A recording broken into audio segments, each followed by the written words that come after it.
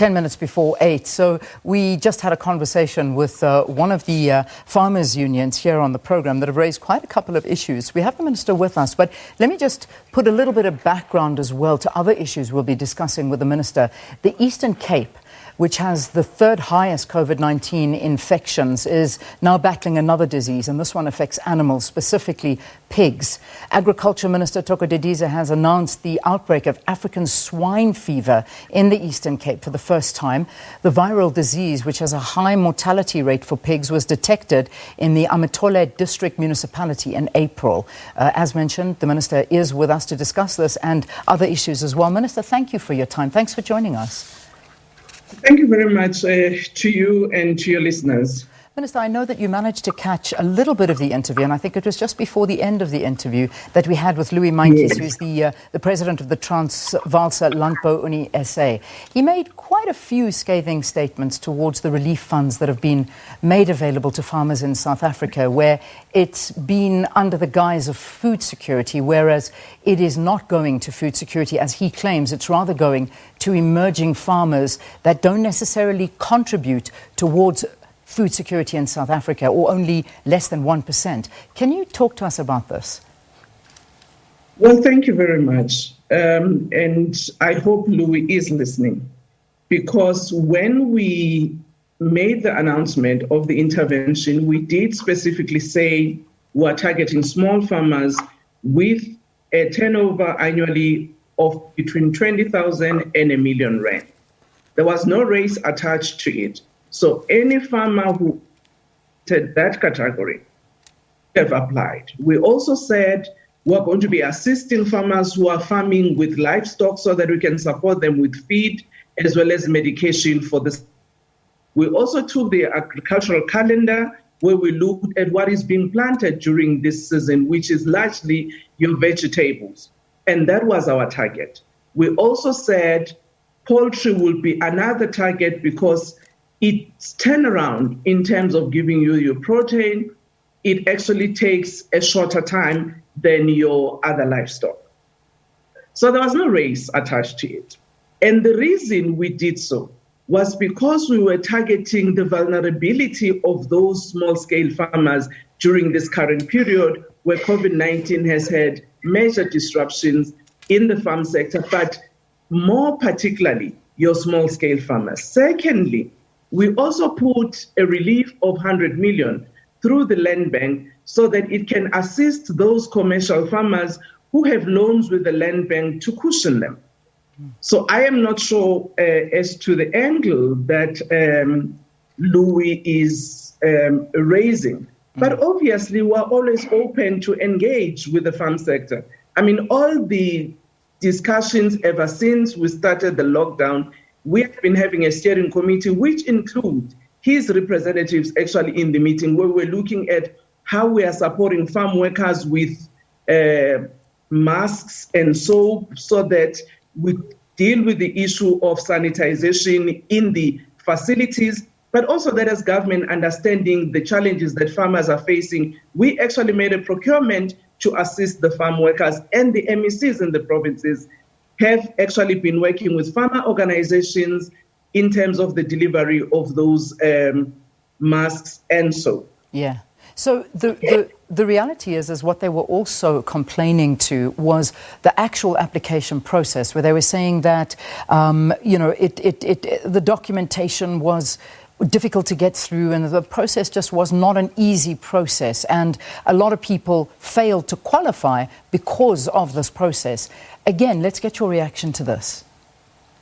Well, the application process, we actually put it online on our website where people could access it, but also in our provincial offices of the Department of Agriculture, in the districts, as well as that of Land Affairs. And it's important for me to also indicate that actually even during this national disaster and the lockdown alert level 5, the farming sector was allowed to operate. So farmers were farming. Those who were harvesting during this period. And time and again, I had to intervene with the National Joint Operations team, which includes the police and the defense, where there might have been problems where some farmers have been stopped. So farmers were able to actually access our offices, and those who couldn't go to our offices, they were able to access the applications online. One of the other points raised, and I'm glad you're here to talk to these allegations, is, again, I know you brought up the issue of race, because we had Louis speaking on behalf of his members saying that, this was aimed not for white farmers, but for black farmers instead. That's what he said. I think you dealt with race. The other issue, they said, was that these funds seem to go only to ANC supporters, and that's what he understands it to be. Do you want to talk to that? Well, it would be good if Louis were to explain to us how that criteria was actually formulated, because in the way in which we assist farmers, we actually open to everybody. Seated here, I can't tell you who are the ANC, who are the EFF, DA, or, Freedom Front Plus farmers.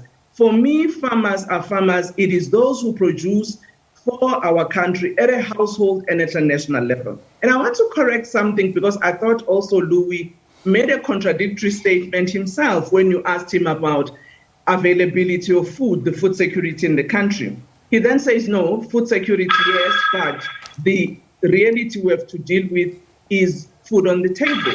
Actually, all farmers produce for putting food on the table. It might be at a small scale, it might be at a commercial level, but all farmers produce for the table.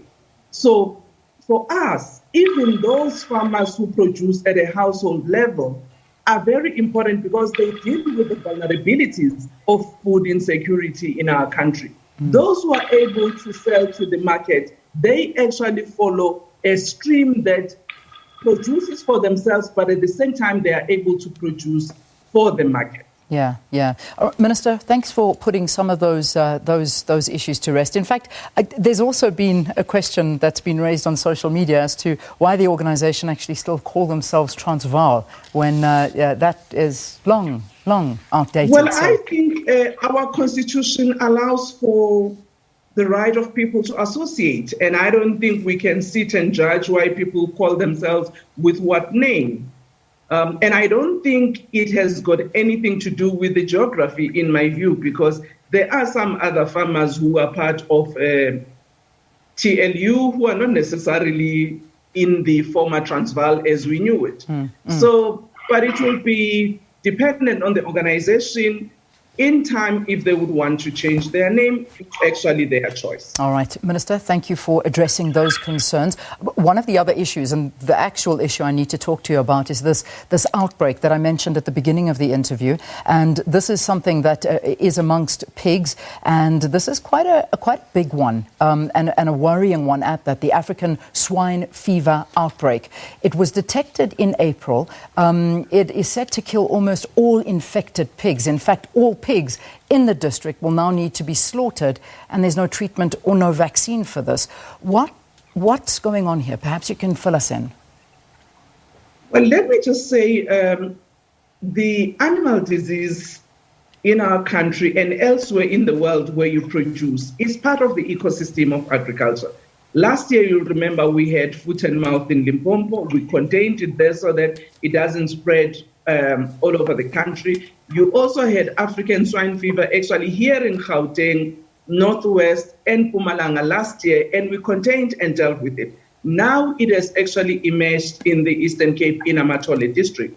But I want to actually indicate that it's not the entirety of the district that has been affected.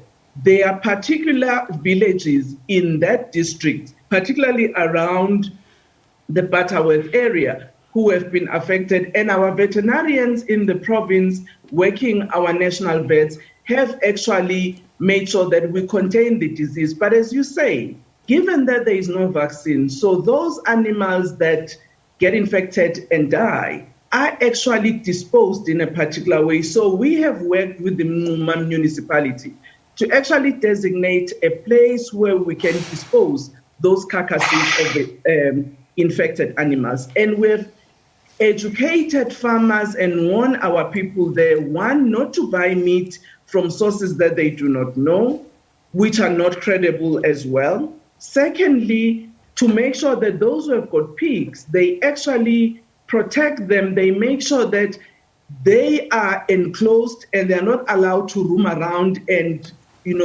have a possibility of contacting those that are already infected. The Amathole District encompasses East London. This, of course, is a major urban centre. So, should people be extra cautious of pig meat in general or other swine products in the area? I know you say don't buy it from, just anybody, but should we be cautious in general about any pork-related product? No, actually, we still have got a lot of pork meat in South Africa that is safe. Like when you have foot and mouth, it doesn't mean that all your animal head in the country has got a foot and mouth. That is why we are saying you buy from abattoirs and your butcheries. So you don't just buy meat that is sold on the street, which you cannot actually confirm from which source it has come from. So that indeed you protect your own health and contain, any repercussions that may come out of eating that infected meat. We just finally, is this going to cost even more for the department? Because on top of the COVID relief funds that you're offering, will farmers also be able to apply for some relief funds that have been affected by this African swine flu?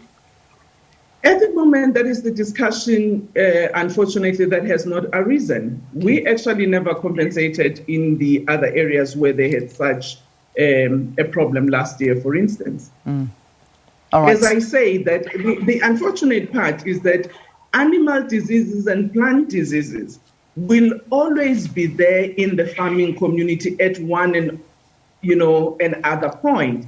But what we try to do, particularly with vaccination, with your dipping services, is to make sure that as much as possible, we prevent your animals to be infected. But when they are, we also have got containment strategies and also treat those that are treatable.